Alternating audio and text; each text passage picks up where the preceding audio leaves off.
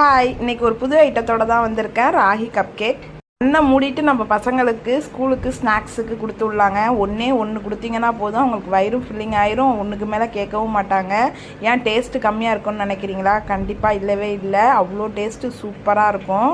எப்பயுமே unhealthy food தான் நமக்கு சாப்பிட்டுக்கிட்டே இருக்கணும்னு தோணும். பிஸ்கட்லாம் வாங்கினீங்க அப்படின்னா ஒரு பாக்கெட்டை பிரிச்சிங்கன்னா அது ஃபுல்லாக காலி பண்ணிட்டு தான் உட்கார தோணும். ஏன்னா அது மைதாவில் செய்கிறது. பட் ராகியில் மில்லட்டில் செய்கிற குக்கீஸோ கப் கேக்கோ சாப்பிட்டு பாருங்கள். 1-2க்கு மேலே சாப்பிட முடியாது. அது பெருசாக நமக்கு கிரேவிங்ஸையும் இது பண்ணாது.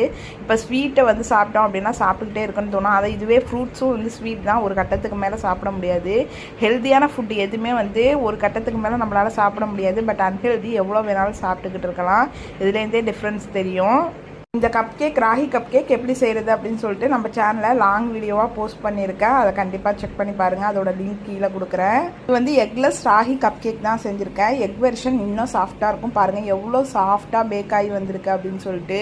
உள்ளே அந்த சாக்கோ சிப்ஸ் எல்லாம் போட்டிருந்தது எந்த அளவுக்கு மெல்ட் ஆகிருக்குன்னு அவ்வளோ சாஃப்டாக இருக்கும். இது செஞ்சு இப்போ 3 நாள் ஆகிட்டு மில்லட்ஸை வச்சு தான் ப்ரௌனி, ராகி கப் கேக், அப்புறம் மில்லட் பிஸ்கட்னு நிறைய செஞ்சு கொடுத்துக்கிட்டு இருக்கோம். உங்களுக்கு இந்த ஹெல்த்தியான ப்ராடக்ட் வேணும் அப்படின்னா மேலே தெரியுற வாட்ஸ்அப் நம்பரை கான்டாக்ட் பண்ணுங்கள். தேங்க்யூ.